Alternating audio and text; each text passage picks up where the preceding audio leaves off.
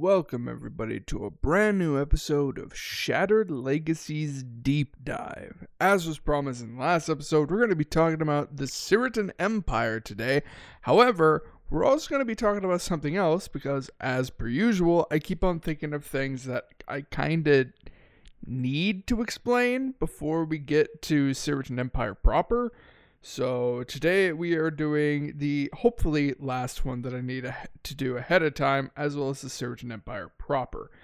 This is going to be a bit of a longer episode because we're going to be doing a very expansive but general look at the Cyratin Empire. I don't expect it to be any longer than maybe an hour, but still. Sit back, relax, grab a drink, grab some food, some snacks, you know how it is. Sit back and relax. So, today we're going to be talking about, like I said, Cyratin Empire Deep Dive, as well as a concept known as divine weapons. We're going to do that part first. So what is a divine weapon? Well, in its simplest form, a divine weapon is a weapon, item, tool, or piece of armor. And basically it has... how do I best... not quite... the name divine weapon is a bit misleading because it's not really a weapon or something like that that is reserved only for gods. Basically, they're, like I said, weapons, items, tools, armor that has special abilities that are bound to your soul. But, of course, I'm getting a little bit ahead of myself. So, the most important thing is that everybody... doesn't matter if you're a god or a mortal. Everybody has a divine weapon. However, 95% of people will never unlock their divine weapon because divine weapons are kind of finicky. They have a set of conditions that have to be met before you can gain access to your divine weapon. And these can be overarching goals that you can complete at any time, such as you need to maybe pursue the life of an artist, or maybe you have to serve in the military for 4 years. Or it can be super abstract, bizarre, and specific, like next Thursday at precisely 1:13 a.m., you have to eat a pear. Some divine weapons are like that. Why? I don't know. But you can see why 95% of people will never unlock their divine weapon. Because if it's a super specific one, if they don't do it when they need to, that's it. You never have another chance to gain access to your divine weapon. Whereas other ones, maybe you have no interest in being an artist. You have no interest in art, You're likely not going to unlock your divine weapon by... Yeah.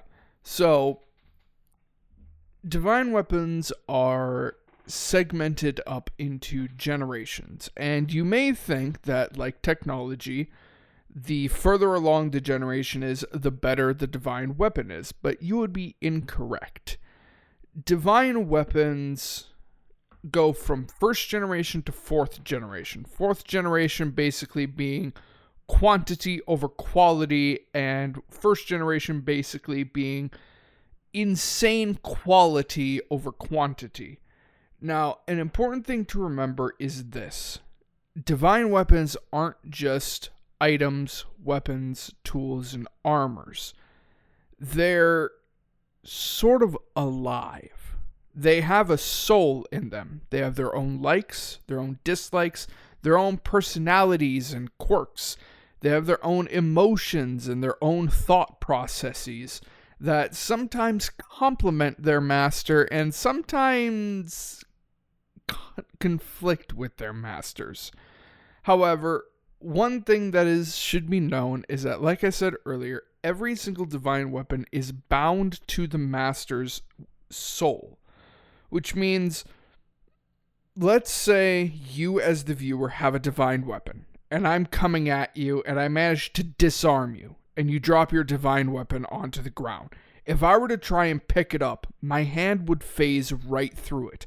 I physically cannot touch it. Of course, you can still swing the divine weapon at me if it's like a sword, and it can still cut me down.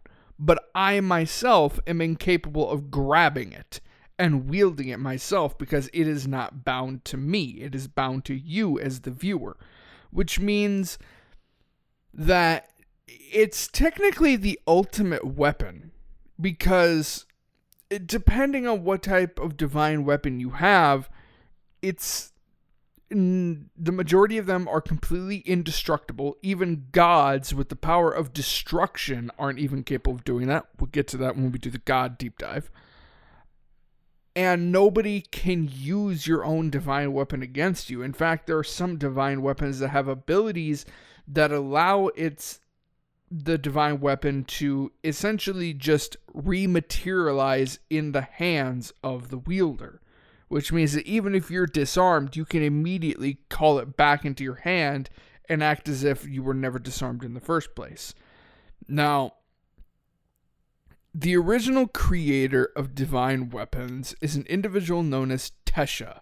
And Tesha, this goes way back in the lore. So basically, once again, this is another deep dive that we're going to have to do at a later date, but there was this individual known as Zera, and he was known as the Dark Lord. I know, very original name. Regardless, basically, this was the very beginning of reality, the very beginning of the realm of creation. And there were two individuals, Zera himself and another individual known as, and you may remember this one from the last episode, Zach Jackson. Actually, I don't know if we talked about Zach in the last episode. We might not have. This might be a completely new character to you. I don't know. But, so Zach is about the closest person, or is about the closest you can get to a main character. As I said in the first episode, every single individual character that we see are essentially secondary characters, and the civilizations themselves are designed to be the main characters. What is the civilization as a whole doing? What is its process? What are the processes that it's doing? What are the plans that they're attempting to carry out? You know, Zach Jackson is about the closest you'll ever come to an actual character being a main character. However, Zach Jackson isn't a name. It isn't a specific individual, despite how utterly common the name sounds. Zach Jackson, essentially, the name Zach Jackson is originally from an ancient civilization known as the Orotan, or which was basically, how do I want to put it? Basically corrupted over time. People got to know them as the Origin race. And basically the term Zach Jackson wasn't a name. It was a title. Because in their language, Zach Jackson, it doesn't mean what we understand Zach Jackson to be. We understand it as a name, but for them it was like a word or a phrase. Specifically, it was the individual who had taken it upon themselves not just to protect the weak and the innocent around them, nor across their whole planet. It was the individual who had undertaken the burden of protecting the entirety of reality from any threat that may want to destroy it. And there have been a lot of them, but the biggest one was Zera. So basically, the Orotan ended up creating the realm of creation. And to make a very long story short, Zera ended up getting corrupted and didn't exactly like the way that everything was going and believed that reality itself was abhorrent, that it shouldn't exist in the first place, that the way that reality was before was the only way that it's supposed to exist. And thus, he essentially decided to cause complete and utter annihilation of the concept of what we understand reality to be. And he created legions upon legions of soldiers. And I know I'm kind of getting off topic, but this will wrap around, I promise you. And basically, Zach Jackson, his original name unknown, because every person who takes up the title of Zach Jackson, the mantle, they abandon their old name. They're no longer John Doe. They are now Zach Jackson. That is who I am. I am embodying the responsibilities that I have as this title, taking this title as my name. And so Zach basically created almost every single species that we know now and waged war against Zera. Of course, Zera had his own plans and created basically an unkillable, unstoppable army that possessed his own power and fought against them. Well, in conjunction with this, an individual known, again, as Tesha came into the story. And basically, Zach knew that him and the species that he had created weren't going to be able to hold out forever. And so a solution had to be made. Again, intro Tesha, who created the first generation divine weapons. And later on, they were actually imprisoned for all of eternity in probably one of the worst ways to imprison somebody ever, because of the crime of putting a sentient soul inside of an object. For whatever reason, the Oroton saw this as one of the biggest sins anyone in their species could commit, and thus gave him the worst punishment they could imagine, but we'll get to Tesha at a later date. So basically, first generation divine weapons are more or less capable of reshaping reality around them. They're as powerful as they can be. For example, the main Zach Jackson, which each Zach Jackson, obviously there have been a shit ton of them, they're all given a secondary title as a sort of a way to distinguish them. It's based off of either deeds that they had done or something very specific and unique about them.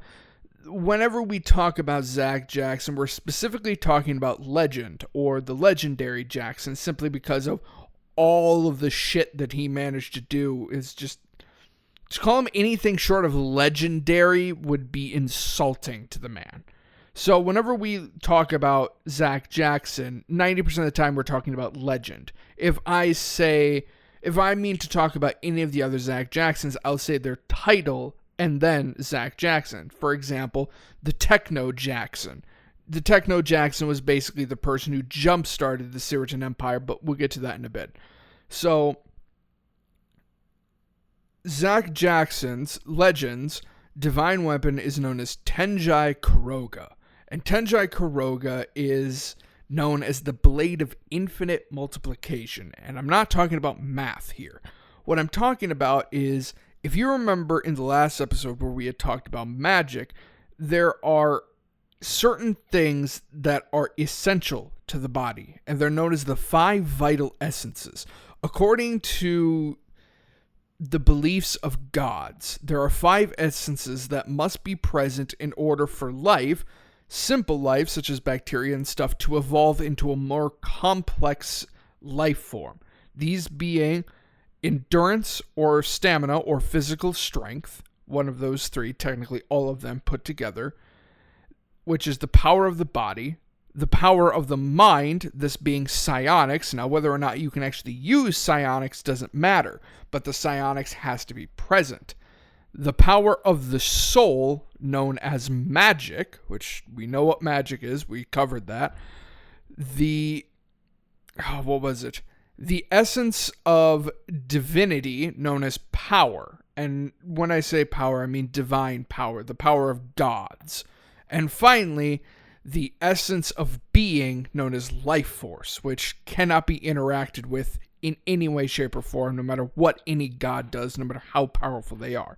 And it is believed that these 5 vital essences, again, physical strength / endurance / stamina, mixed with psionics, magic, divine power, and life force, is what is required in order for a being to become evolved to a complex life form. Now, whether this means for them to become an actual god, we don't know, because we do know that all mortal beings possess a very minuscule amount of divinity in their body by nature. So it's believed that anything to be complex in being a complex life form, it has to possess this. But it being solely exclusively for gods wouldn't make sense because, again, mortals possess it, but more importantly, because divinity itself, the power of gods, is toxic to mortal beings. And we're getting off track. We'll talk about that kind of thing for gods, but just so you're aware, when I say that divinity is one of the 5 vital essences, I'm talking like less than a drop of divinity, you know? We're talking all the way down to maybe molecular scale drops of divinity, because anything more is quite literally poisonous to mortal beings. But anyway, so what Tenjai Kuroga does, the Blade of Infinite Multiplication, is it, at its peak power, it allows for the enhancement of magic, physical power, divine power, psionics, doesn't matter. It allows for it to be scaled up by an infinite amount.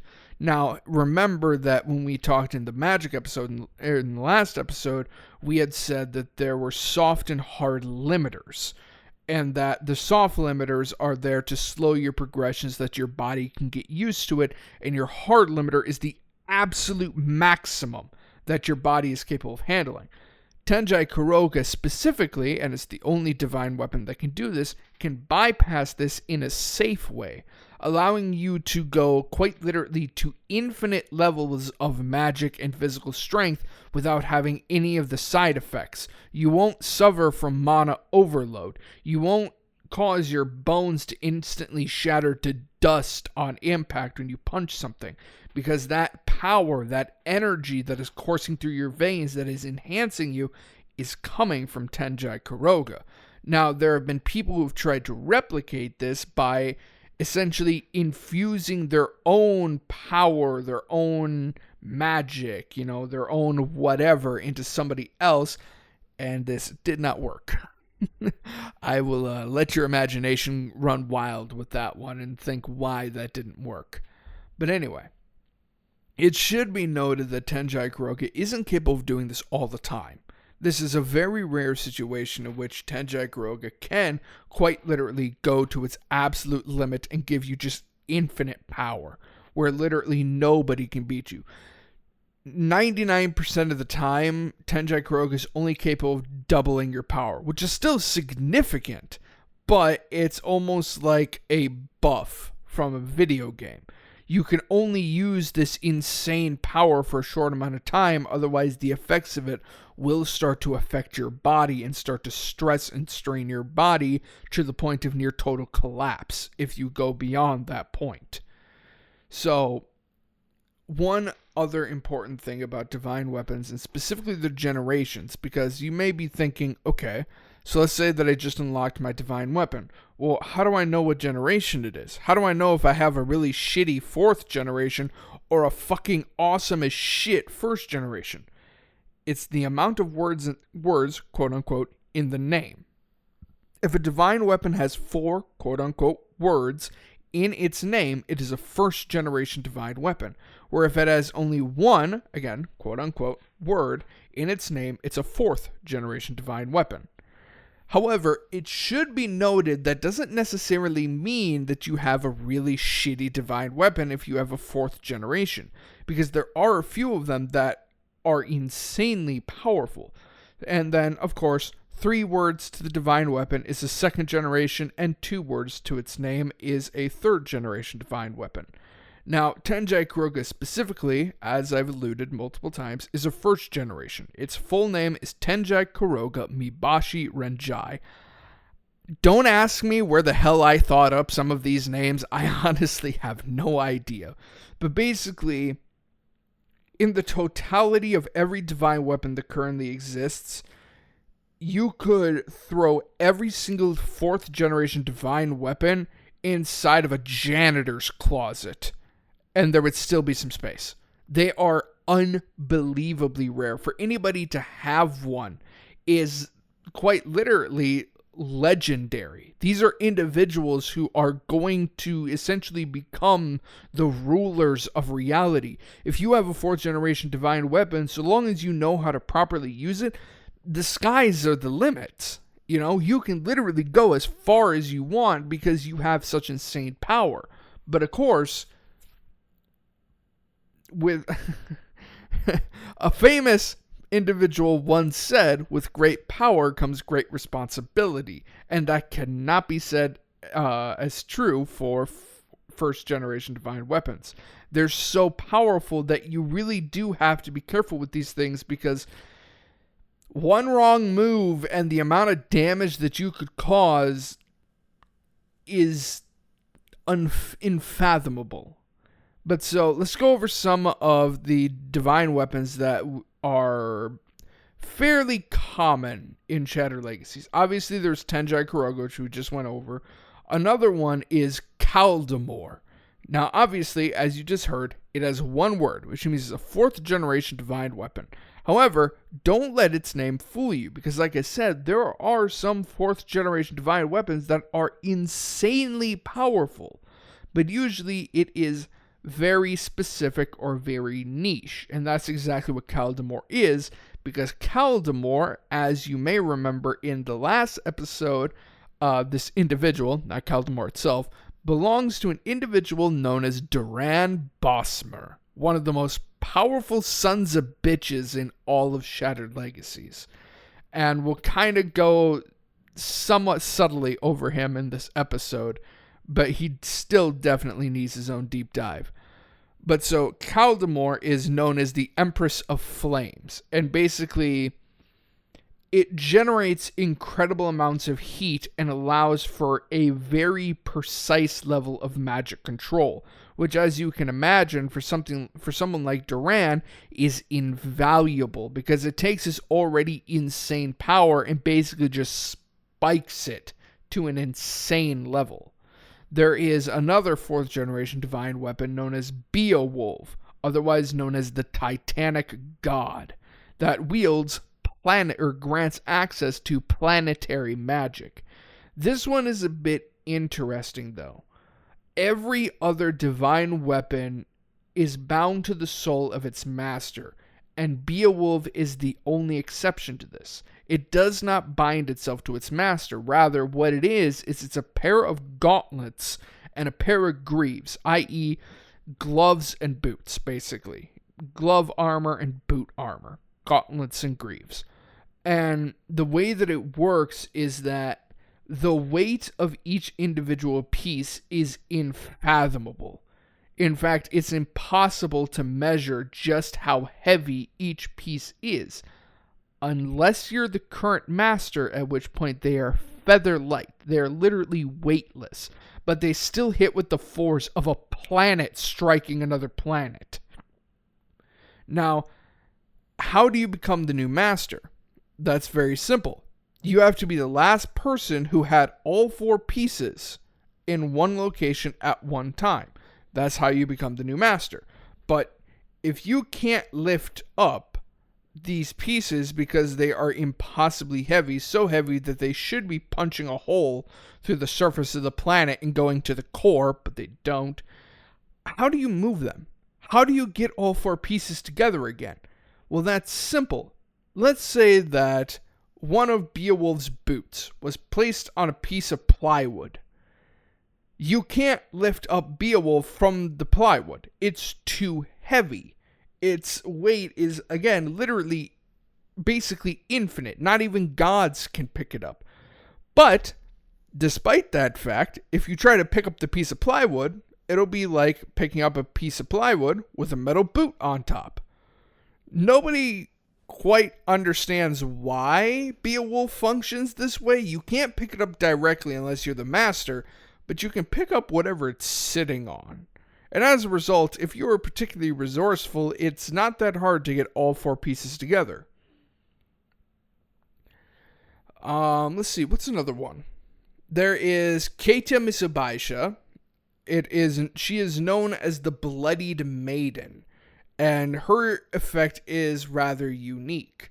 She is, once again, an augmenter, kind of like Tenjai Kuroga, where basically she increases the overall capabilities of her master. But the unique thing about Katia is this. The more blood that the weapon is covered in, the more powerful it becomes. But the more blood that the master or the wielder has on their clothes, the drastically weaker it becomes. So it's this really bizarre combat style of trying to obviously defeat your opponents, but quite literally, as gruesome as this is, drench the weapon in as much blood as possible without getting a drop on yourself, making sure that you remain spotless while this divine weapon is just thickly coated in as much as blood as possible. So that's the general idea of divine weapons. Obviously, there's more information to them, but I think that it'd probably be better to bring up that information as it pertains to whatever topic we're currently talking about.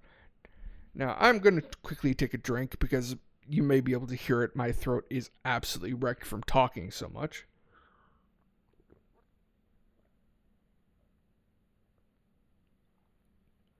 Alrighty. So, the Cyratin Empire. The Cyratin Empire is out of all the civilizations, is the closest to being the main character. It's the faction that, again, if I were ever to make this into an anime, this is the faction that 90% of the time we're going to be taking a look at. That's not to say that the other factions aren't important or they don't have much information around them. They do have a fair amount of information. Obviously not as much as the Cyratin Empire. It's basically a Warhammer 40k situation. You know, there is so much shit on the Imperium of Man. So much shit about the Ultramarines. And don't mistake me, I am a Blueberry fan.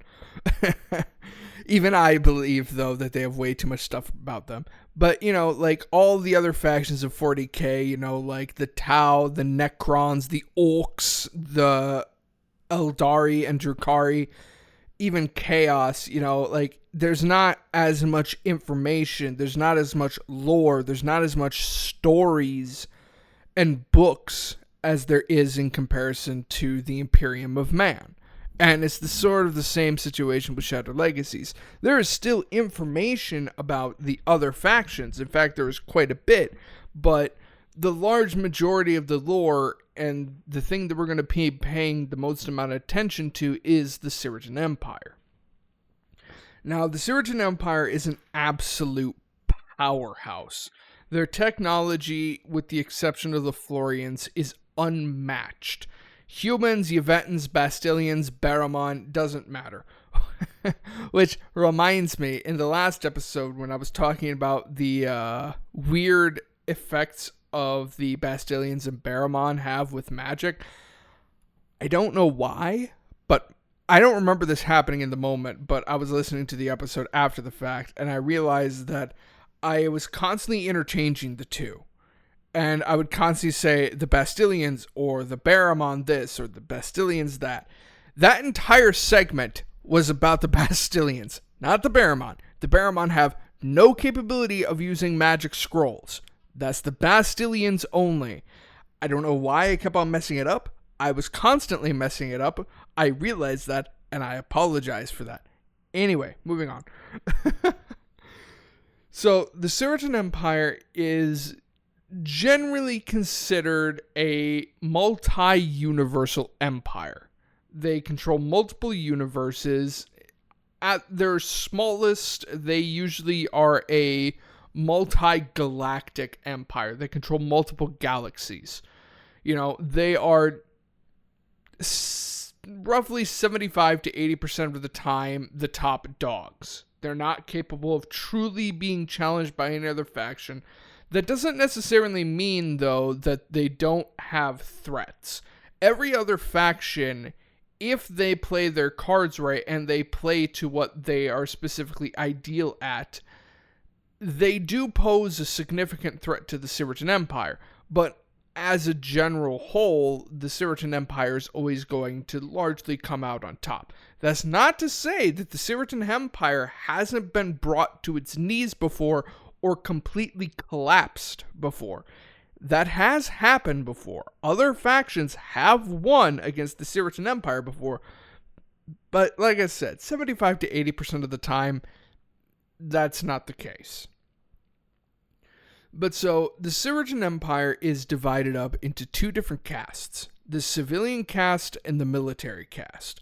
And so basically everything that pertains to the military is in the military caste. Everything else is in the civilian caste. That means, residential, commerce, industrial, all that kind of stuff. It's all qualified as civilian caste rather than military. Now we're going to talk about the civilian caste first. So if you've ever played Starfield, what were they called? The UC, I think, the United Colonies. I think that's what it is. It's been a long time since I played Starfield. But I believe it's the United Colonies, the UC. The UC has a system. If you've never played the game, it's not that big of a spoiler, but they have the United Colonies citizenship.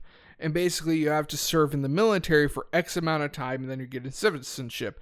And it's like you get discounts in stores, you get like free healthcare and shit like this, like just benefit on benefit on benefit on benefit on benefit, but you have to like serve the UC for X amount of time. The Cyratin Empire is kind of the same way. It's a lot easier to become a Cyratin civilian than it is to become a UC civilian, but you still have to become a citizen by a number of different ways. The most common one is serving in the military, just like the United Colonies. Serve in the military for X amount of time, and you and your closest of family will be given Cyratin citizenship. Now, that is a very important thing because when we talk about the Cyratin Empire civilian caste, there are specifically Cyratin workers and Cyratin civilians. Civilians are the ones that have been given that citizenship, whereas Cyratin workers make up the bulk of the Cyratin Empire and don't possess citizenship.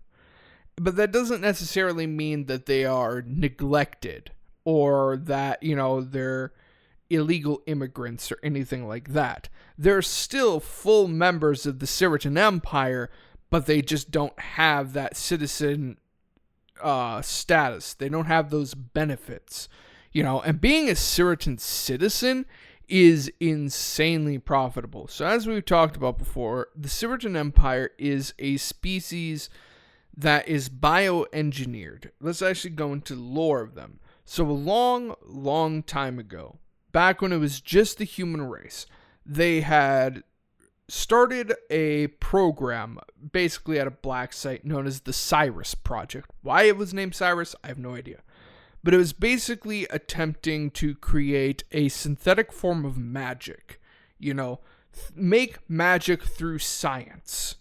And it was somewhat successful. Basically, they created this organ that could be implanted into somebody and it would circulate throughout their entire, I don't know what the system is called, but basically the entire system of the body that produces sweat, through all of the pores and through all the pores in your bodies. It would circulate this almost tar-like substance, and the individual that was implanted could essentially excrete this tar-like substance anywhere on their body whenever they wanted to. And by simply coming into contact with the air around them, it would immediately ignite. Now, obviously, they were also augmented to make sure that they could handle this literal fire on their skin. But basically, this tar worked almost like napalm. And it allowed them to essentially throw fireballs, like a spell. Technically, it was a success. However, the ones that were in charge slated this as a failure and that the Cyrus Project just simply, it wasn't worth going through with this anymore, simply because maybe there was not enough funding here or the interest in the project or whatever the reason was. But basically, these specifically volunteer soldiers that had signed up for the Cyrus Project were basically like, the top brass is like, yeah, we don't need them anymore. Just dispose of them. We don't need them anymore. You know what to do. And they found out about this, and it turns out that the top brass is basically like, shove them in the forever box. We don't need them anymore. they found out, broke from quote-unquote containment, stole a spaceship, and pissed off into the void of space. And the human top brass are kind of like, why stop them? They took one ship. It's not even weaponized. It's just a trader ship. I mean, yeah, it had some cargo on it, but that's about it, you know? And it's like, even if they were to create offspring, and those offspring were somehow born with these artificial organs in their body, the ship couldn't sustain them for very long. They're just going to die out in the void of space. Eventually, the SOS beacon on the ship will trigger when all the crew is dead, and they can just go pick it up, you know? Whatever. Who the fuck cares? They're just going to deal with themselves. Turns out that these augmented humans were really fucking determined. And through clever, ingenious modifications of the ship's interior, as well as having to an entire cargo bay full of spare parts, because apparently that's what this ship is full of, they didn't just live for one generation. They didn't live for two. They lived for nearly 100 generations on this ship. And keep in mind that humans at this time, their average life expectancy was 85. Some even, depending on the region of the human empire's territory, could even get up to 122, you know? And it was like, this was an incredibly long amount of time, and basically they eventually got to the very outer edges of the human race's territory, and again, the top brass basically completely forgot about them. They were like, they're gonna die out there anyway, we don't have to worry about them, fuck it, let's go on to the next project, whatever, I don't care. They didn't die. They found a spaceship, or a space station, they stole the space station, and then they stole the planet it was orbiting, and this was basically the worst mistake the human empire could ever make, because the Cyratins, well, the species that was now calling themselves Cyratins, remembered what the humans did and initiated a never-ending blood war with the human race. Which is why, whenever we talk about the human race, they are always at war with the humans. Doesn't matter what the hell is going on, only in the most extreme situations do they call a temporary alliance and a temporary truce with the humans. Otherwise, they're always at humans, and the humans are always getting their asses handed to them. Despite the fact that I, as the creator, am a human, doesn't matter.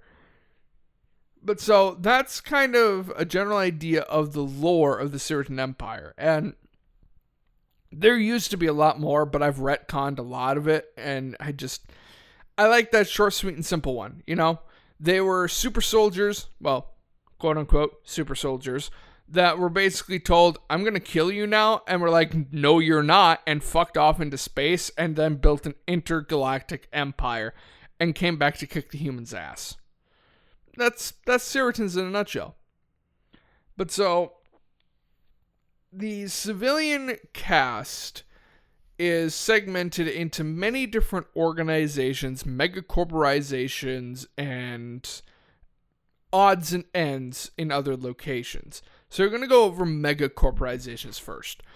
When your empire, especially when we're talking about the largest one, which held 80% of the realm of creation, despite the realm being literally infinite, being a multiversal empire, when you have that much territory, when you have that many planets under your belt, your economy is going to be fucked.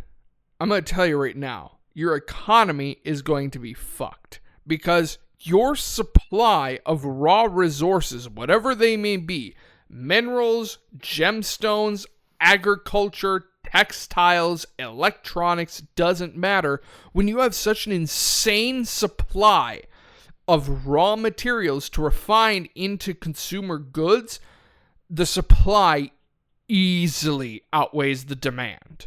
The Cyratin Empire, as I said, to say that they're in the decillions is lowballing the shit out of their population. And again, we're talking about the biggest Cyratin Empire of all time here. But so as a result, the Cyratin Empire is, even the poorest member of the Cyratin Empire lives essentially like Jeff Bezos. You know, they live in the lap of luxury. They can afford whatever the hell they want. Now, obviously, there are consumer luxury items that are specifically tailored towards the Cyratin Empire's ultra rich. But the Cyratin Empire's main currency is known as credits. Really original, I know.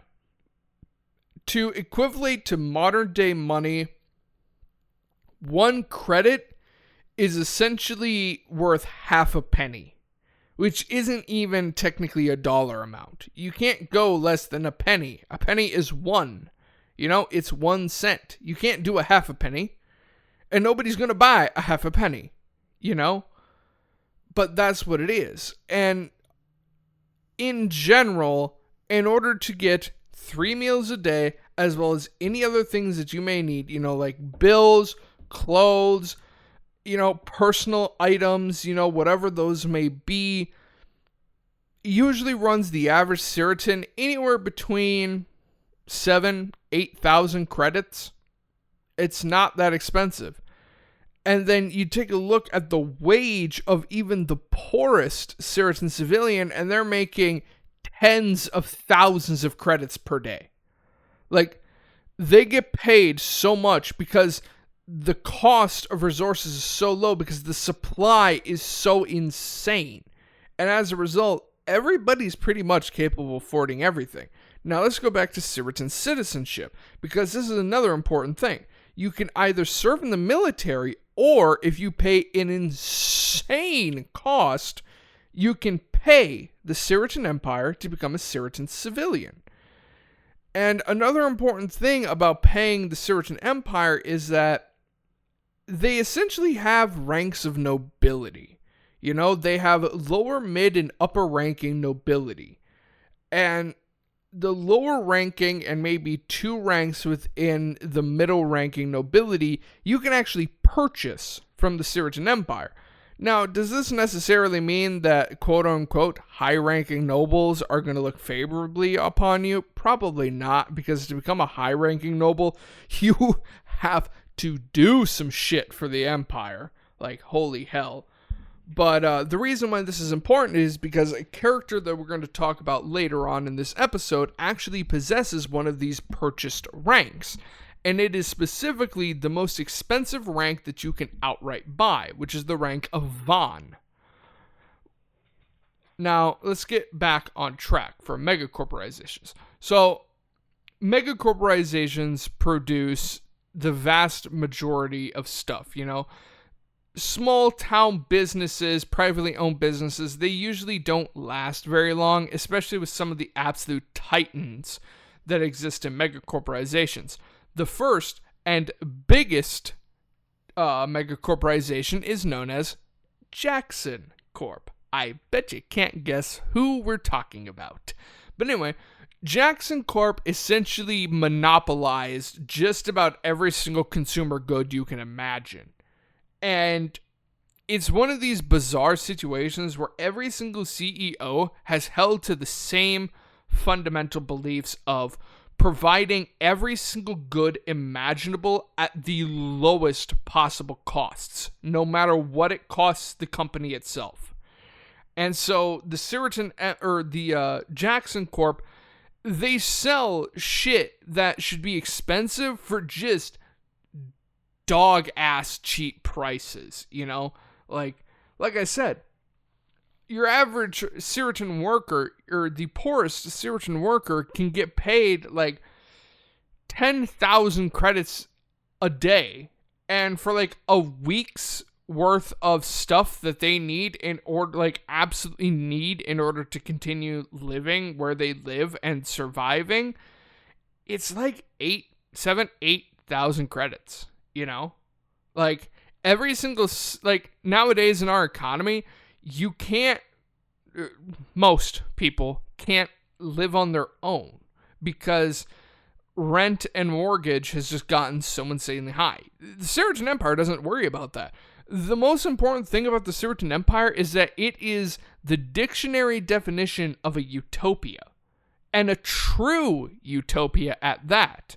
You know, there's nobody, no matter how poor you are, unless you're literally sitting in a box 18 hours a day, there is no conceivable way that you can be homeless. The only certain civilians that are homeless are literally those who chose to become homeless. And I don't know why you would choose to become homeless. It seems like, whoa, that's an interesting photo.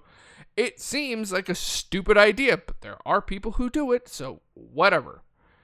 But it's like, there is no poverty. There is, you know, it's utopian. I don't need to describe it in any other way. It is a utopia. You do not suffer largely in any way, shape, or form. And like I said, Jackson Corp has monopolized basically every single product. Food, drinks, textiles, machine components, machines themselves, even military goods. They make when you buy something in the Cyratin Empire, 90% of the chance, 90% of the time, it will have a tag on it that says manufactured by Jackson Corp, or provided by Jackson Corp, or made by Jackson Corp, by Jackson Corp, by Jackson Corp. You get the idea. They make literally everything. And there's only a few other megacorps that are hyper specialized that this Jackson Corp is basically like, yeah, we're not going to fuck with that. These guys are already doing it, and they are way too specialized into it. We could never catch up. For example, one such company is known as Miltech Industries, and I bet you can't guess what they make. I'll give you a second. If you guessed military-grade weapons and armor, you would be correct. Miltech Industries. They are essentially, when it comes to the Cyratin military, when they need something, whether it be something that already exists or something that is experimental that they need created, tested, and made, they go to Miltech Industries. That's just kind of what they do. You know, Jackson Corp does make military-grade equipment, but it's not the stuff that Miltech makes. Another company is known as Soltech Conglomerate. And Soltech Conglomerate is a bit interesting. They specialize in solar-based technology, and when I say that, I don't mean things like solar panels and fusion, because the Cyratin Empire considers fusion to be insanely primitive. Soltech Conglomerate specifically makes a substance known as solstite. Now, before we can explain solstite, we have to talk about a substance known as corrodium. So basically, a very, very, very long time ago, the Cyratin Empire discovered this really strange rock. They couldn't drill it, they couldn't laser mine it, hell, they couldn't even dent this when they threw a thermonuclear warhead at it, because at the time that's all they had. Later on, they threw even bigger and bigger and bigger bombs at it, and nothing could dent this stuff. Not unless it was insanely high caliber weaponry. And they ended up calling it corrodium. Why corrodium? I don't know. It doesn't corrode, but it's called corrodium. And basically, the only way that they could work with this is they had to bounce from universe to universe to universe to try and find a star that was recorded as the hottest star ever, flash frozen in time at the moment of it entering its supernova, to just barely be able to melt this stuff. You know, and even then, it's not melting it, it's more of, it's softened and you can kind of move it into the position that you want. Now, aside from its insane durability, why is corrodium good? Well, it turns out it's fucking everywhere. Like, seriously, it is everywhere. And it's essentially take the toughness of steel, mix it with the hardness of diamond, and spike it on so much steroids that it would kill a planet. And you have corrodium. And it's considered the miracle metal, basically, because that's what it is. It is a metal. And it's considered to be the miracle metal because it's feather light. Its toughness is unrivaled. Like I said, it requires weapons from the biggest spaceships known to man in order, like the weapons from those things, in order to dent it. And it's so fucking hard, the diamond doesn't even come close. And it's just really the miracle material. But so, Soltech Conglomerate came around and was like, okay, so we have this corrodium, and it's phenomenal and all, but it's kind of a pain in the ass to mine, and kind of a pain in the ass to make it into whatever we need to make it into. You know, armor platings, hell, even weapons. It's a bit difficult. So how about we create a substance that incorporates corrodium, but improves it in every single way and makes it far easier to obtain? Well, they ended up doing it, and it's called Solstite. Now, the only people who actually know how Solstite is created are the CEOs of Soltech Conglomerate. And they've never told anybody. There's never once been a whistleblower, and there's a lot of rumors around Soltech that are like, there may be potentially dubious ways in which this Solstite is produced, but goddamn, dude, the results. Oh boy, the results. Whatever they do, you know what? Just allow them, because it's just so insanely good. And so Soltech Conglomerate also works on psionics. They specialize in psionics, so empowering an individual's mind and granting them abilities to manipulate things around them with just the power of their mind, focusing on things. You should know what psionics is. And if you don't, then you need to look up some sci-fi stuff, because this isn't the first time psionics has been created. But so, let's move on to some of the other organizations of interest. Now, at the very top of the Cyratin Empire is the Cyratin Emperor and the royal family. This being the Emperor, the Empress, and whatever the fuck you call their children. Heirs? I don't know. Princes? No, that's for kings. Whatever. So, I guess Imperial Prince and Imperial Princess would be? I don't know. Anyway, so that's the top dogs. And for a long time, the Cyratin Emperor was actually legend. Zach Jackson, the legendary Jackson. For a long-ass time, he was the Emperor. And this gave members of the Cyratin Empire one hell of a, basically one hell of a raging ego trip. Our ruler of our empire is a literal living god. Tell me, humans, what do you have? And keep in mind, this isn't the Imperium of Man. They don't have the God Emperor on their side. So it gave them one hell of an ego trip, and for a very long time, the Cyratins were just always like that. In fact, the Cyratin Empire actually formed a religion, not specifically around Zack, but the Cyratin religion, known as the High Cyratin Church, believes that because their god, their deity, their emperor was Cyratin, that all Cyratin blood is sacred and holy, and to sully the blood of a true-blooded Cyratin is essentially one of the greatest sins a person can commit. Now, are they actually going to be punished for this? It depends on what member of the church is around at the time.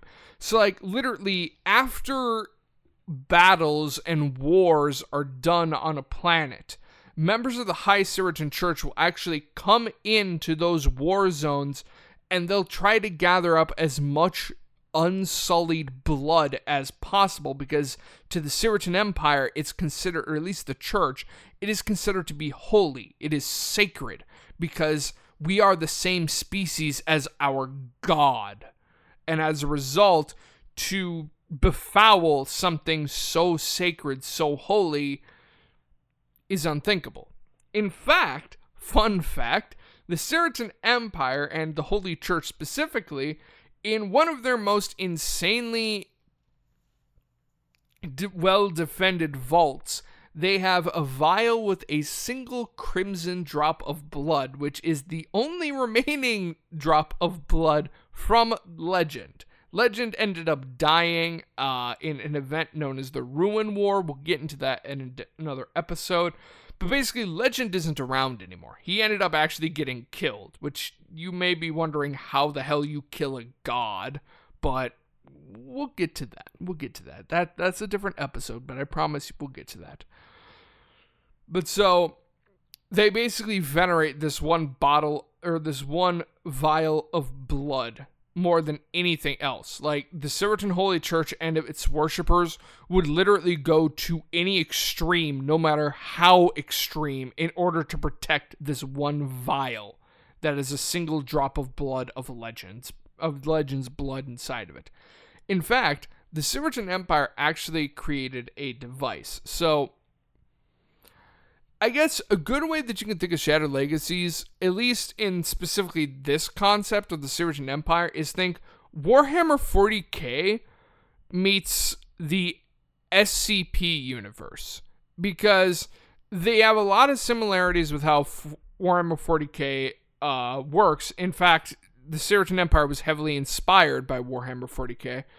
But there are anomalies. Now, I'm not saying that Shy Guy or Peanut is running around. If you're into SCPs, you'll know exactly who I'm talking about.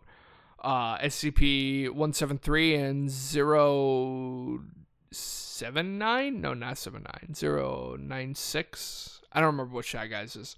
But anyway, the moral of the point is that anomalies exist, and some of them destabilize reality. Well, the Cyratin Empire ended up creating technology known as a reality anchor, which is another concept that exists in the SCP universe, although this one is different. Basically, it stabilizes reality around it to what mainstream reality should be. Certain anomalies within Shattered Legacies are capable of twisting and warping reality around them. So basically, like,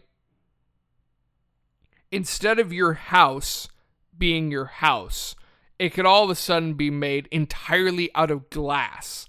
And all of the glass panes of your house that make up the entirety of your house spontaneously shatter and just twirl around in the air where the walls were. And if you touch it, you're going to get majorly fucked up. And like, suddenly, inexplicably, for no reason, as if your entire house turning into glass and then shattering wasn't inexplicable enough, the floor could just randomly become pudding. Because why the fuck not? And obviously, this isn't how reality is supposed to function. This is not what reality is supposed to be. And so the Cyratin Empire will come in, they'll slap a reality anchor down, and it just forces reality to be back where it's supposed to be. But when you do such a thing, when you force reality to adhere to what it's supposed to be in such a violent manner as what these reality anchors does, it basically, you can basically think of reality like a piece of cloth, you know? The center of the piece of cloth is mainstream reality, but obviously you have the edges. And when they use reality anchors, it's like you're fraying those edges, you know? So it's basically like this anomaly happens and it punches a hole right through the center of the cloth. And the Cyratin Empire comes and slams an anchor on top of this hole, and it basically forces the hole to kind of knit itself back together, but it's still kind of frayed. And now reality is permanently weakened there, which means that unholy abominations that come from the other side of reality, wherever that may or may not be, have an easier chance of breaching through there. And the Cyratin Empire's bright idea is, okay, so if reality is weakened there because of the effects of the reality anchor, let's just throw more anchors at the problem. And that usually works, but sometimes it doesn't. And it kind of backfires. But so the Cyratin Empire discovered that if they kind of fucked with these anchors a little bit, they could essentially force a specific region of reality to be simultaneously completely connected and completely disconnected from the rest of reality. Oh my goodness. Constant coughs and yawns, ladies and gentlemen. I need some sleep. But so, by this strange simultaneous connect and disconnect, it creates what are known as realitorial anchor zones. And that's a bit of a mouthful to say. And they're basically... reality has a finite clock. And when that clock hits 0, reality itself resets. So it's basically like, according to science, which I do believe this, but according to science, there was the Big Bang, and that's when everything was created. And it is theorized that the universe will continue to expand outwards further and further and further until it reaches a stopping point, and then theoretically it will start going back in on itself into a single point, and then another Big Bang will occur. And it just constantly has this process happening constantly. Theoretically. I don't know if this is actually true. Who knows? Shattered Legacies works kind of the same way, only it's more so... it expands ever outwards, and then once that timer hits 0, reality just stops and just is erased and recreated in an instant in another kind of metaphorical Big Bang moment. And so what these realitorial anchor zones do is, when this realm of creation Big Bang sort of thing happens, these realitorial anchor zones aren't affected by them. They essentially turned regions of reality into anomalies themselves. And the Cyratin Empire will use these as vaults. Not like Fallout vaults, but like, they're basically fortresses that are so insanely heavily defended that it would require a civilization on par with the Cyratin Empire in order to break into them. Another yawn. And so what they store inside of this is various different information, history, blueprints, and even actual items from the last Cyratin Empire. That way, if the Cyratin Empire manages to get through all of those defenses, which is going to take one hell of a bloody war to do, they basically get a jump start.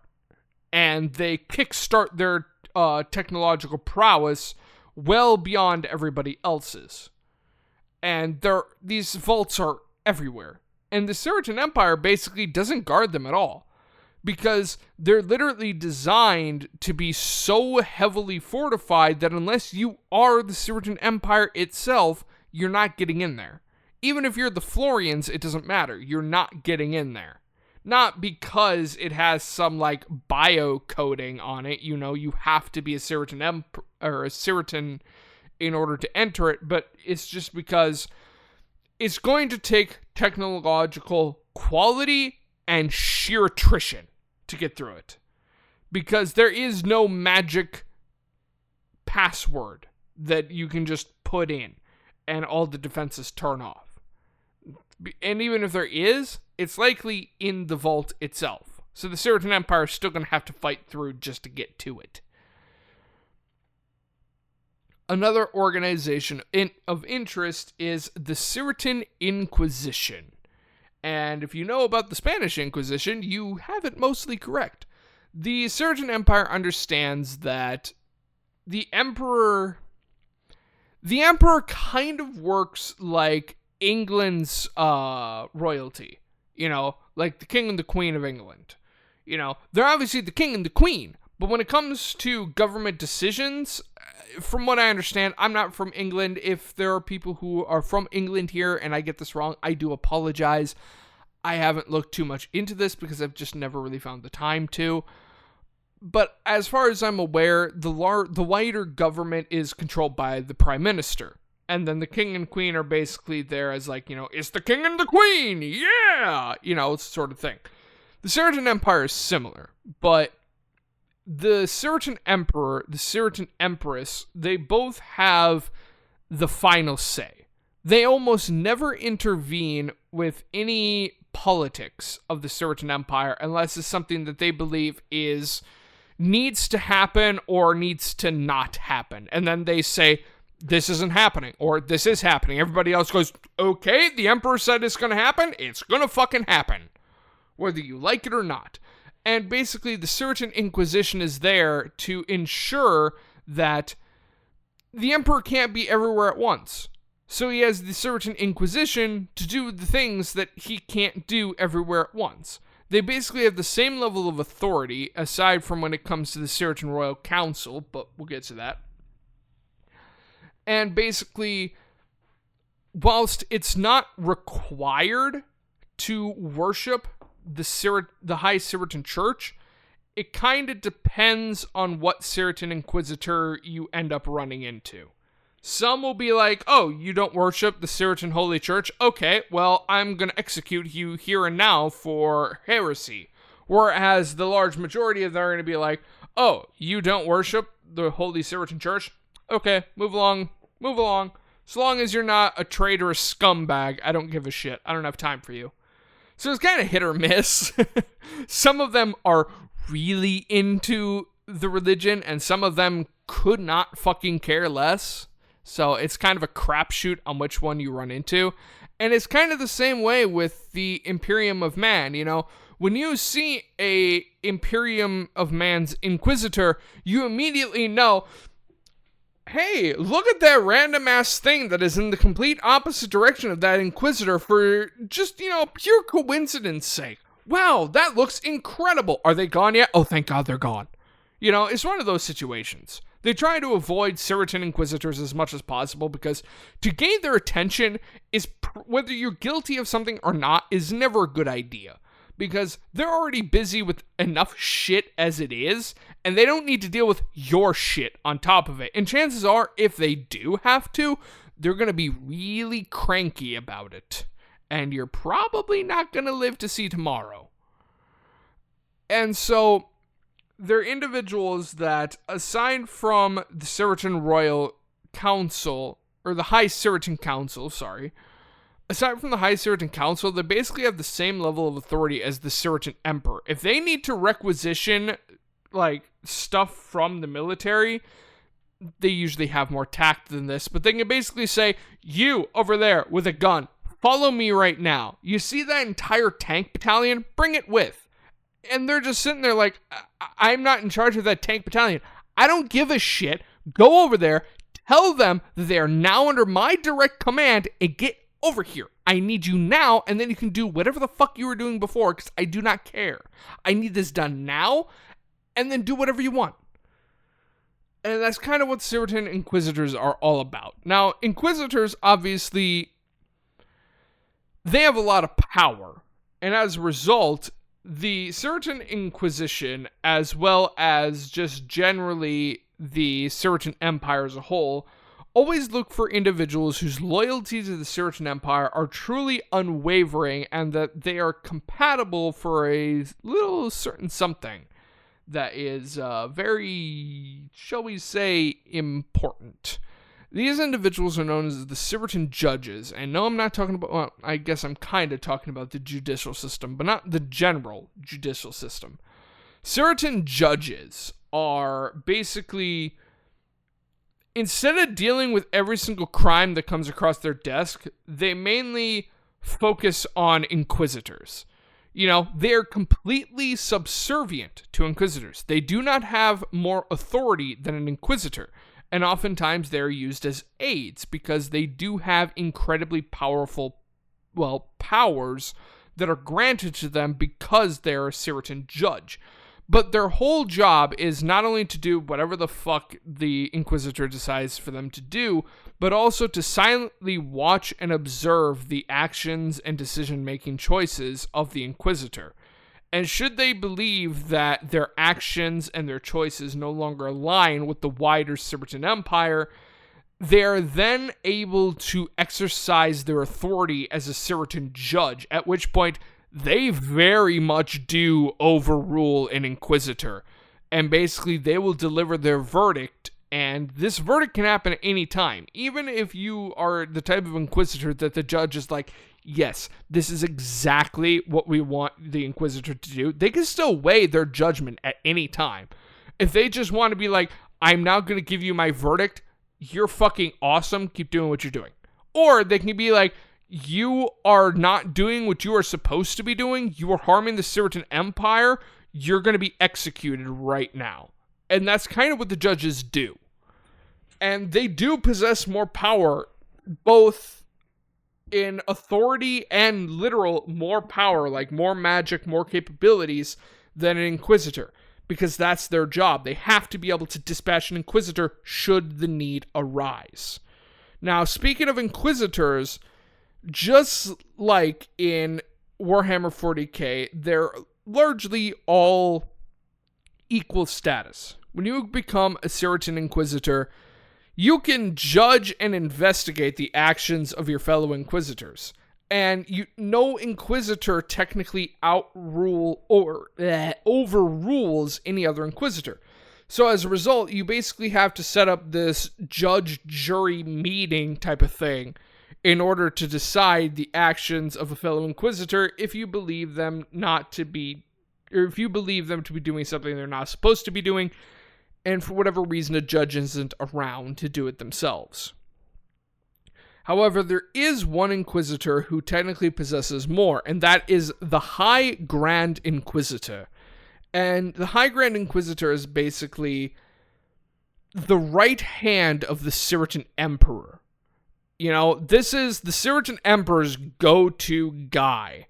And since time immemorial, it has always been the Greyman family. Because the Greyman family, not only generation after generation have shown truly unwavering loyalty to the Cyratin Empire, but they possess psionic abilities on a level that almost nobody in the Cyratin Empire is capable of competing with. Like, it's insane, some of the things that they can do. Like, telekinesis, telepathy, and mind control is literally child's play compared to what they can do. It's crazy. But, so, the final thing that we need to talk about for overall structure of the Cyratin civilian cast, we haven't even gotten to the military cast, and my voice is already going to die at this rate, is the High Cyratin Council. And as you can imagine, it is a council. And so it's basically like the United States Congress. You know, it's a bunch of people, they all get together, and they vote on various different things that they think need to be added or removed from the Cyratin Empire. And the majority vote wins. And there is literally an individual from every single fucking occupation in this council. You know, the leader of the merchants is in there, and like the CEO of Jackson Corp, Miltech, and Soltech are all there sitting in the chamber, you know? And on rare occasions, even Cyratin royalty is in there, like the Cyratin Emperor, the Cyratin Empress, and even one of their children. And so basically they sit in there, and they do exactly what Congress does. Like I said, they vote on various different rules and laws that need to be added to the Cyratin Empire, you know, specific things that need to be added or removed in order to ensure that the Cyratin Empire continues operating the way that it's supposed to. Now, with all that being said, we can finally go on over to the Cyratin military cast. And oh boy, is this going to take a while. I mean, it's already taken a while so far, but... So, the Cyratin the Cyratin military cast obviously takes everything of the military and just localizes it all in one area. So basically, the highest ranking member of the military, essentially similar to the president of the United States, they're known as the Supreme Commander. And they are in charge of everything. And in fact, they do possess a seat and a vote on the Cyratin High Council. But below them is an individual known as the High Cyratin Commander. And basically, the Supreme Commander is in charge of everything in the military. They can say, this is going there, this is going there, this is going there, and you're not arguing with me. But obviously, that's too much for him to handle all at once. So he still does that to a certain extent, but sometimes you need the burden to be spread out to multiple people. And that's where the High Cyratin Commander comes into. So half of the workload is given to the High Cyratin Commander, which is then given to the 4 standard commanders, the Cyratin Commanders. And each commander is in charge of a different branch of the military. There's one that is in charge of the Cyratin Empire's navy, and I'm not talking about ships on water here, I'm talking about ships in space. There is one for Cyratin infantry, one for Cyratin armor, and one for the Cyratin's quote-unquote special forces. And so, when it comes to the Cyratin Empire, for some reason, they're absolutely obsessed with the navy and the infantry. I don't know why. They don't particularly care for Air Force. They don't particularly care for armor. They don't particularly care for anything unless it is boots on the ground infantry or void ships in the void of space. And so as a result, the bulk of the Cyratin Empire is quite literally infantry on the ground and void ships in space. I mean, that's not to say they don't have support. They do have armored units. They do have aircraft that help in atmospheric conditions. But they almost solely rely on the infantry. To be fair, the infantry is set up so well that they're literally walking tanks. Like, a lot of soldiers are outfitted with corrodium flak armor as well as solstite rifles. Now, a solstite rifle is essentially every single shot that you fire from these solstite rifles is essentially a miniature star that is held in place by a containment field. And when it comes into contact with something, it instantly vaporizes it. It can even vaporize corrodium, interestingly enough, although it vaporizes barely anything. But so, the important thing about these rifles is that they're given over to, like, literally every single soldier. Every single soldier has a solstite rifle, but if these rifles are tampered with, they possess enough energy in one shot to instantly cause the atmosphere of a planet to combust and burn away. And just instantly basically kill the planet with one misfire of a modified solstite rifle. So the Cyratin Empire are very careful about their weapons checks, making sure that nobody is tampering with these damn things, because the last thing we need is some planet going literally solar because one idiot decided, oh, if I just move this heat sink from here to here, I can have slightly better perform. Boom! Okay, well, the planet's gone. Now, the Cyratin Empire does possess its own super soldiers, and there are 2 primary super soldiers as well as 2 other ones that are dying out very quickly. These super soldiers are the Cyratin Marauders and the Cyratin Marines. You can essentially think of Astartes, but weird. And then there are also the Keepers and the Helsings. Keepers were a prototype soldier that are still semi-produced, but largely only for Inquisitors. They're basically masters of magic and are very powerful at using magic, but they're certainly not like god tier status. But they definitely do help, and they have psionic capabilities, which is something that is unique, because normally, if you can wield high levels of magic, you can't wield super powerful psionics. But Keepers are capable of doing this, and the Helsings are literally just, like, super snipers with revolvers. That's what they are. It's so stupid, but I love it.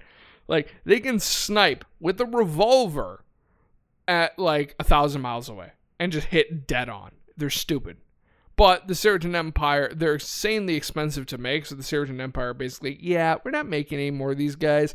The ones that still live, we're just going to give them over to the Inquisitors, because I have a feeling the Inquisitors could use that level of firepower and precision. So go play with the Inquisitors. Marauders and Marines, on the other hand, are a whole different bag of mixed nuts. Marauders are designed for extreme speed, whereas Marines are designed for just being a tank. Literally just durability. So Marauders, you can kind of think of the Marauders from Doom 2016. You can kind of think of them, actually. Not identical, but like the Marauders, they possess a strange green energy that to this day nobody knows what it is, because it was made by the Techno Jackson. And the Techno Jackson is called the Techno Jackson because he was the most insanely intelligent genius that reality itself has ever seen. Like, think every single genius of science that has ever lived in all of human history, and then basically I keep on saying this, but essentially give them an insane amount of steroids. You know, like mental steroids.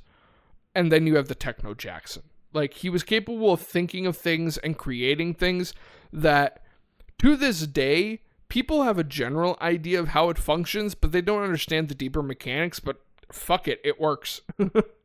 It works, and I see absolutely, literally no way to improve the design, so we're just going to leave the design as it is. It's fine the way it is. And he made such insane, like, we had talked about this before, the Heldian Generator. The Heldian Generator is a piece of technology created by the Techno Jackson that creates anything from quite literally nothing. It violates the law of conservation of matter, which states that matter can neither be created or destroyed. And the gods violated that rule with the power of destruction, and the Cyratins violated that law with the act of creation. But so, this green energy that the Marauders use, people aren't really sure what the hell it is, but it's capable of cleaving its way through corrodium like it's soft, warm butter. So, I'm not going to argue. And basically, they're just hypersonic shock troopers. You know, they're capable of deploying this energy out of their gauntlet in a sort of like amorphous beam, almost like an energy sword that just comes out of their gauntlet. And they can also raise shields with this energy. But their main form of assault is with a burst fire railgun that has stupid amounts of armor penetration, which if you know what a railgun is, it already has armor penetration, as just that's what a railgun is.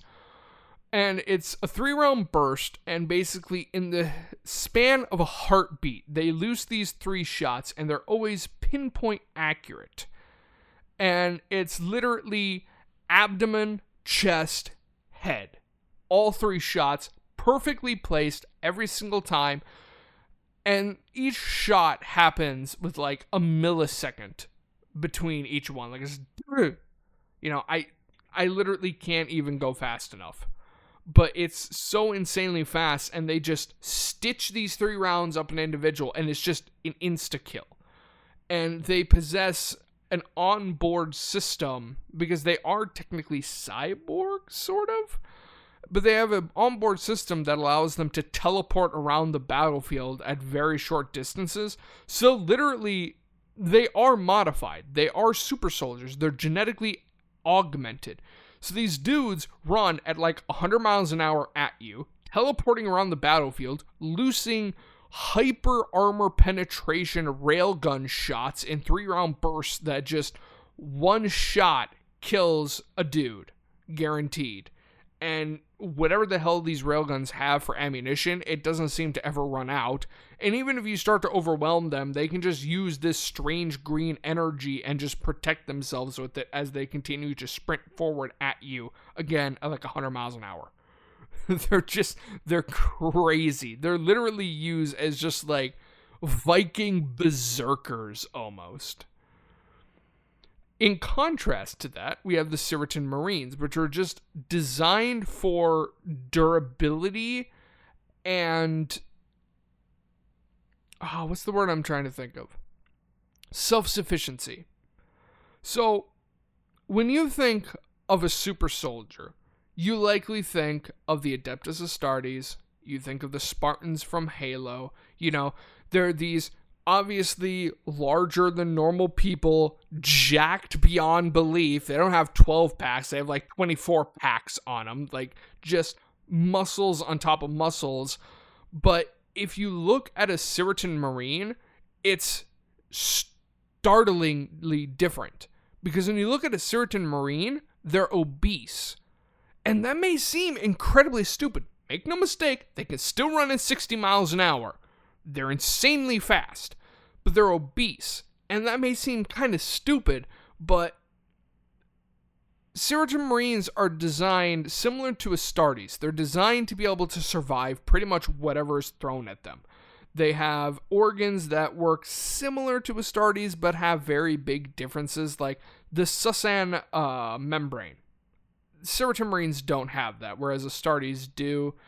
They have the catalepsian node. Cyratin Marines don't have something like that. There's obviously going to be augmentations that they don't have, but there's also going to be augmentations that the Cyratin Marines do have that the Astartes could only wish that they had.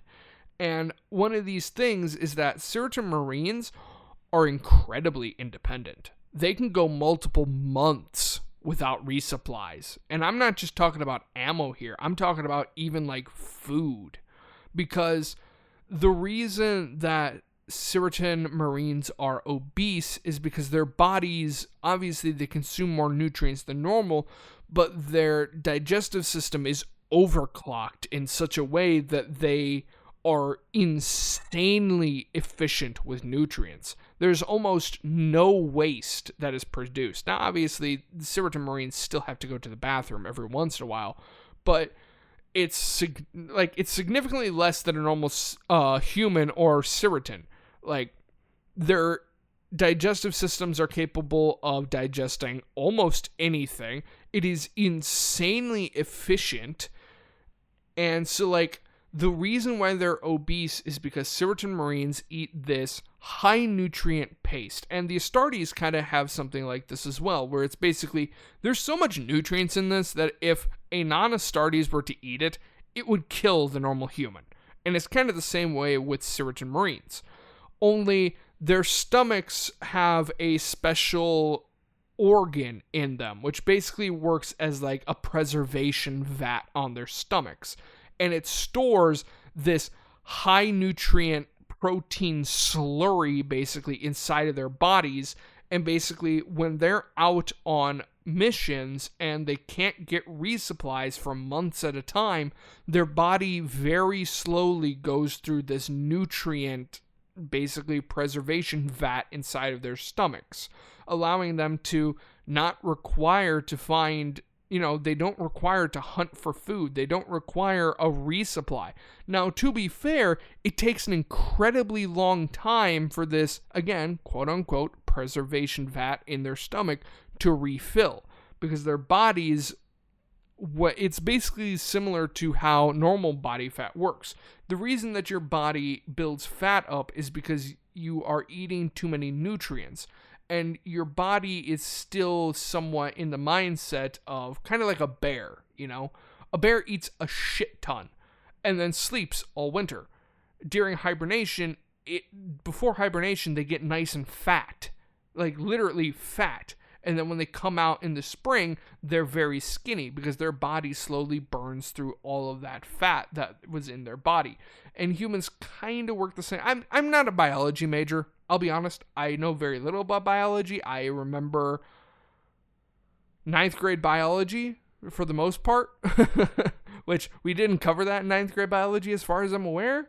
But so as far as I'm aware, that's how human bodies work. And can we please have a good photo? I'm pretty sure we had that one last episode. Come on. There's a good one. So it's kind of the same way with Cyratin Marines. You know, when they start burning up so much of the fat, their body becomes reliant on the fat, so it takes them a while to adjust back to the level of building up enough of this high nutrient slurry in their stomach to sustain themselves over very extended periods of time. Their armor is something else entirely. It is, once again, made of solid corrodium. In some cases, it's even made of solstite, and we're going to do a super deep dive on the Cyratin Marines at a later date because there's a lot of information for these guys. But a lot of Cyratin Marine armor it's insanely thick armor plates, and then located all across their armor are basically little containers. And these containers can just come out of the armor itself, and they can hold anything from medical supplies to nutrients if the Cyratin Marines think that they're going to be out there for an incredibly long time, to shitloads of ammo and grenades and bombs. You know, whatever the Cyratin Marine needs to be self-sufficient for months at a time, they have on their armor. And so their armor almost works like less of power armor and more like an exoskeleton or an exosuit. You know, they hold a large amount of storage on them in order to carry all that stuff, and a huge fucking reactor strapped to their back that produces so much goddamn power. They're actually fusion reactors, literally on their backs. But so, there's a lot of stuff in the military that we're going to be doing a deep dive. The Cyratin civilian cast, I haven't put a whole lot of thought into. I could probably find some things in there that could do a deep dive, but the military I've thought a lot about, and there's going to be a lot of deep dives in the parts of the military. So let's move on. So if we go farther than our special forces, we have what are known as the three right hands of the Cyratin Supreme Commander. And as we said, the Supreme Commander is in charge of the military as a whole. He's in charge of every single facet, but he has quote-unquote three right hands. And there are three groups of interests within the military that the Cyratin Supreme Commander can dole out for various different things. The first one, and the most infamous, is known as the Red Wraith Black Ops. And the Red Wraith Black Ops are basically, think of Delta Force or any special forces that are on like the ultra elite. I don't know which one is supposedly the best. I just know about Delta Force and the Spetsnaz. That's all I know of. But, you know, think of any like hyper elite task force. Mix them with like assassins, and then give them technology that the Cyratin Empire isn't even aware exists. Like, these are guys who are so heavily trained in assassination and so insanely skilled in combat that they only die from old age. There has never been one that has been killed in action. And this is largely because you literally can't fucking see them. This isn't camouflage. This isn't refracting light around their armor to basically appear as if they're invisible. This is literal, true invisibility. They cannot be detected under any circumstances unless you are particularly sensitive with psionics, at which point you may be able to just barely be able to detect the brain waves in their head. Otherwise, they're completely undetectable. It doesn't matter what sensors you are using. These guys are completely undetectable. They're, like I said, they're masters of assassination. And it's basically, if the Cyratin Supreme Commander needs to get his hands dirty, but he can't, he sends in the Black Ops, the Red Wraith Black Ops. In contrast to that, we also have the second right hand, known as the Black Banshees. And the Black Banshees are true to their name. They're fucking banshees. They are loud as shit. The Cyratin Supreme Commander uses them as a terror unit.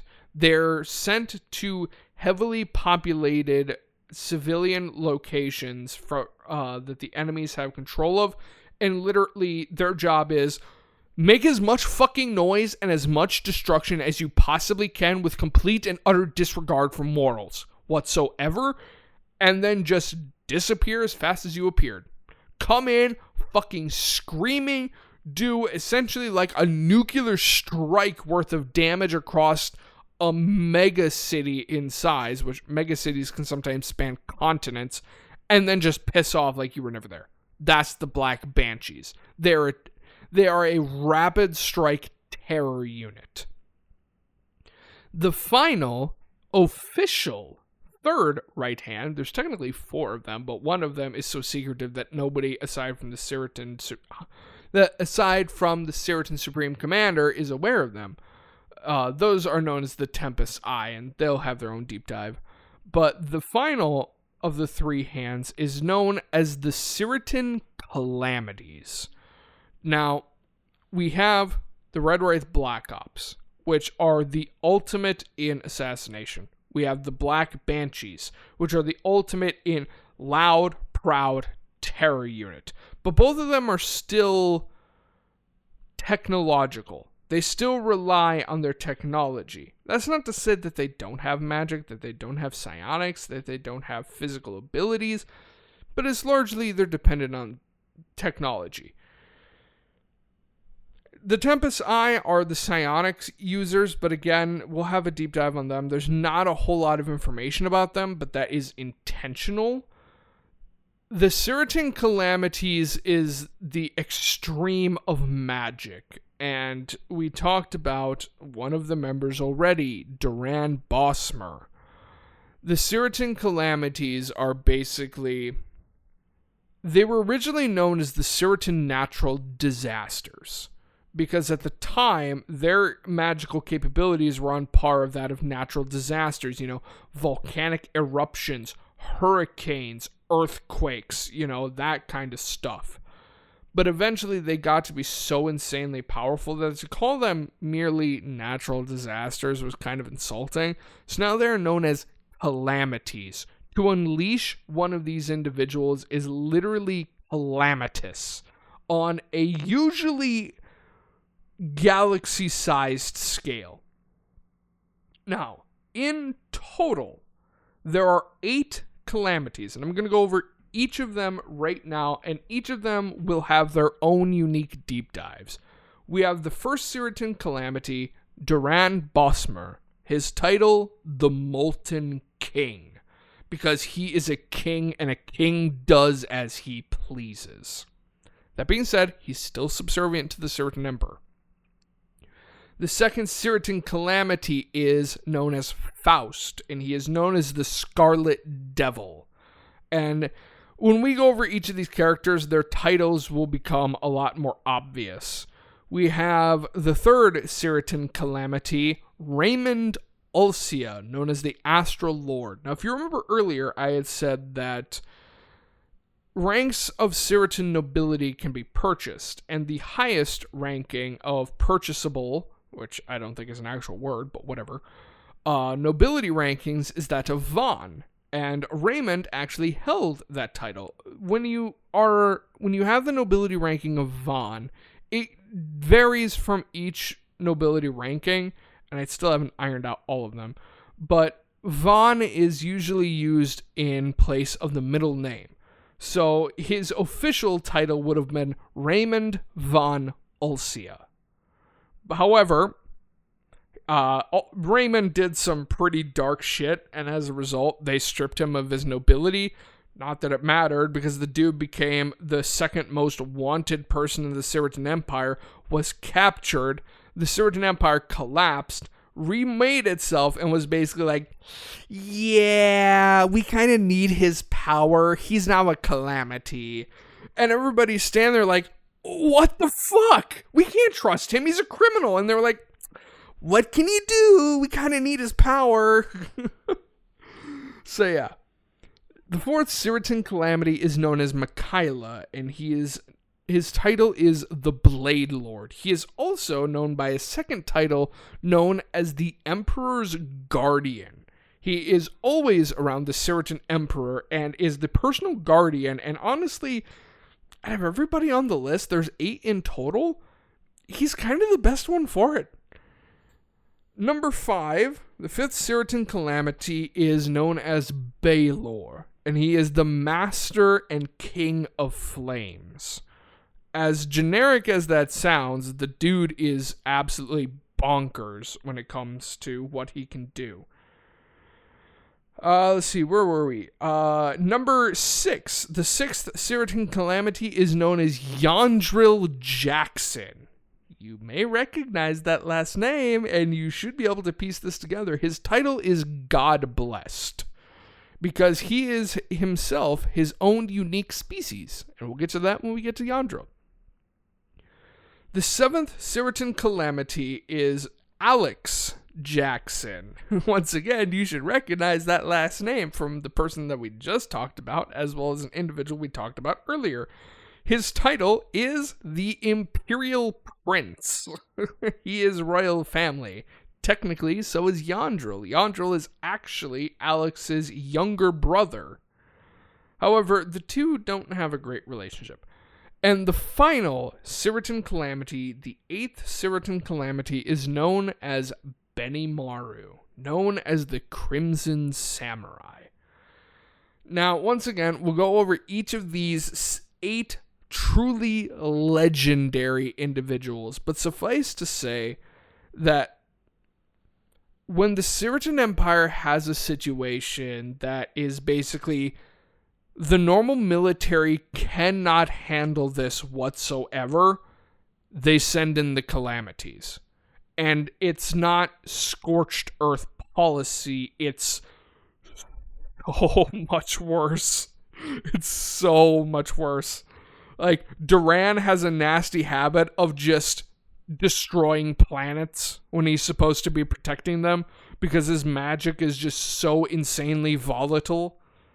You know, Raymond is a bit of a loose cannon, so it's kind of a 50-50 crapshoot on whether or not it's going to be advantageous or disadvantageous by the end of the whole battle of the current state of the Cyratin Empire. But these guys are literally sent in for the biggest shit show the Cyratin Empire can imagine. And they throw one of these 8 guys at the problem, and they basically go, hey, Yandril, or hey, Faust, hey, Mikaela, hey, Duran, you see that problem over there? I don't. And then suddenly it's not there. It's just not there. And either the threat itself is gone, or the whole damn planet, or in some situations, the whole damn solar system. They're just crazy. And they're not necessarily crazy in the sense of mentally unstable, although all of them are technically mentally unstable. It's just more so, it's just crazy what they can do. Now, the last part of this episode is going to be about the Cyratin Navy, which, once again, I'm sure you guys are getting used to this by now, requires its own deep dive. But the Cyratin Navy is absolutely ridiculous. And we just got over what the Cyratin Calamities are, which I give you a very vague idea of what they're capable of. The Cyratin Navy is just ridiculous on the highest scale of ridiculousness, which, again, I don't think is a word. The Cyratin Navy is segmented into multiple different things. There is the PDF, Planetary Defense Forces. These are oftentimes militia and relatively well-trained soldiers and technicians of Cyratin vessels that protect a specific planet or a specific solar system. You know, they're the first response. You know, they may not be able to do what a surgeon can do, but don't scoff at what the first responders can do, because they can do a lot, you know? That being said, Planetary Defense Force, usually nothing more than cannon fodder. They usually do not possess heavy ships. They don't possess much in the way of forces, you know. If they're lucky, they may have a few million soldiers to protect their planet or, in worst case scenario, their entire solar system. And the majority of the time, that's usually not going to be enough. Next up, you have dedicated subsector patrols. So the way that this works is, we're going back to like the first episode. You have a planet, and a collection of planets is a solar system. And a collection of solar systems, usually around 8 to 10, is known as a subsector. And then a collection of subsectors, usually around 12, is known as a sector. And then beyond that, beyond sector, then you have, usually it's segmented into quarter, half, 3/4, or full galaxy size. And then it just keeps on going from there. Multiple galaxies, then the universe, and blah, blah, blah. You get the idea. And so a subsector patrol is basically a dedicated fleet that will have full setup for fighter craft, light and medium starships. They won't have anything heavy, and they certainly don't have any ultra heavies. But they're enough where if a planetary body is sending out an SOS, the subsector patrol will come into the situation, and 9 times out of 10, they're enough to handle it. And there is also a sector patrol, which is far larger, nearly 4 times larger than a standard subsector patrol. And usually, again, if it's that 1 out of 10 chance that is something that a subsector patrol can handle, a sector patrol can handle it. And they'll usually be made up of a shit ton of light starships, medium starships, and maybe 1 or 2 heavy starships. But still, nothing super impressive. After that, you have what is known as glitter patrols, or glitter world patrol ships. And these are basically glitter worlds. So when it comes to the Cyratin Empire, there are multiple terminologies. The first is rim worlds. And no, I'm not talking about the game. I'm talking about the concept.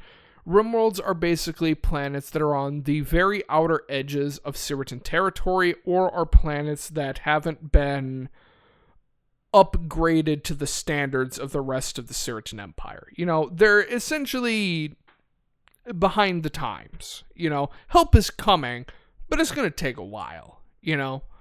Then you have the standard sectors, which is, they're largely up to date, but they're nothing super fancy. You know, this is a lot of where, like, the lower class of the Cyratin workers will live. You know, it's not a bad place. It's not like a ghetto or anything, but it's not super fancy. After that, you have glitter worlds, and glitter worlds are very much up with the latest and greatest in the Cyratin Empire.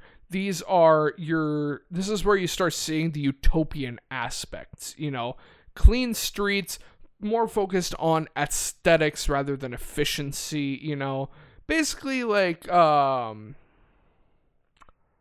the fuck was it called? Jettison City or Judson City or something like that. Going back to Starfield, the United Colonies capital world. You know, think of the main city on that planet. You know, that's kind of what we're thinking about here. You know, it's a very peaceful place. You know, a lot of the goods, whether they be standard or luxury items of the Cyratin Empire, you'll find them in a glitter world. After that, you have the core worlds. And core worlds, as you imagine, are close to the center of the Cyratin Empire. Not the literal astronomical center of the Cyratin Empire, but you know, this is around where the core of the Cyratin Empire is, either where it originally started from, or in some cases, the exact dead center of the empire. And these are, you know, this is where the upper crats, this is where your Jeff Bezoses live, you know, this is where the ultra rich of the Cyratin Empire live, as well as members of the military. This is their vacation spots, you know, as well as a lot of different segments or sections of the government. They'll exist here. And then after that, you have the peak, which is technically 2 different worlds.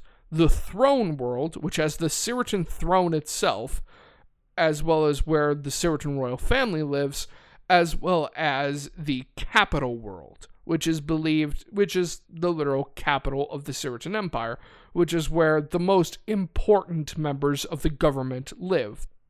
You know, like the Cyratin High Council is on the capital world. And so the current Cyratin Empire that all this is based off of right now in Shattered Legacies, the throne and capital world are both one planet. Cyratin Empire usually doesn't do this. Usually they have them on two separate worlds, but they're almost always in the same solar system. But it was kind of out of necessity because they literally came out of something known as the Ruin War. And so that planet is known as Thalcia. But so, anyway, Glitter Patrols or Glitter World Patrols, you know, this is where you start seeing, these are the fleets that aren't fucking around. You know, these are your attack fleets that are specifically designed to defend Glitter Worlds and Glitter World sectors. You know, these are fleets that are oftentimes in the tens of thousands of numbers. You know, just ridiculous amounts of ships, shit tons of light, a lot of medium, and probably quite a few heavy ships. You know, they're not messing around. If you come to a Glitter World, you're going to get messed up. You better be ready for a fight. After that, you have the core patrol fleets. And these are the ones that you never want to fight, because these ones are in the hundreds of thousands of ships strong in every single fleet, and every single core world has a fleet this size. So oftentimes within a single solar system that is full of core worlds, there can be millions of ships. Majority of them light class, maybe half of what's left is medium class. The rest after that is heavy class, and you might have one ultra heavy in the form of a grand cruiser, which we'll get over the ship classes in our dedicated Navy deep dive. After that, you obviously have the defense fleets for the throne and core world, but obviously it's basically the same, or the throne and capital world, but it's basically the same as a core world fleet. Then you have the main attack fleet of the Cyratin Empire, known as the Holy Armada. And the Holy Armada is said at its absolute pinnacle. Again, this is the one we were talking about that has 80% of the realm of creation. It was said that the Holy Armada at the time had so many fucking ships that even if they were literally prow to stern, touching themselves, starboard to port, touching themselves, the entire armada could not be in a single universe at one time. It filled multiple universes in that exact type of situation where literally there is no fucking space left for another ship. And it was multiple universes worth of ships. Now, that being said, the Cyratin Empire never deploys the entire Holy Armada at anything. Not even the biggest threat, which was the Blight Plague, which is still technically around, but that requires its own deep dive. You know, it's largely, the Holy Armada is broken up into splinter fleets.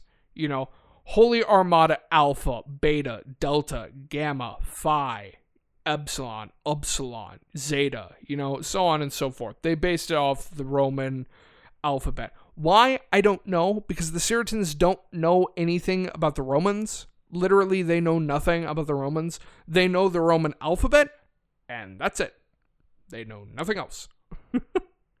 So why they named it after the Roman alphabet, I will have no idea, but that's just something that they did.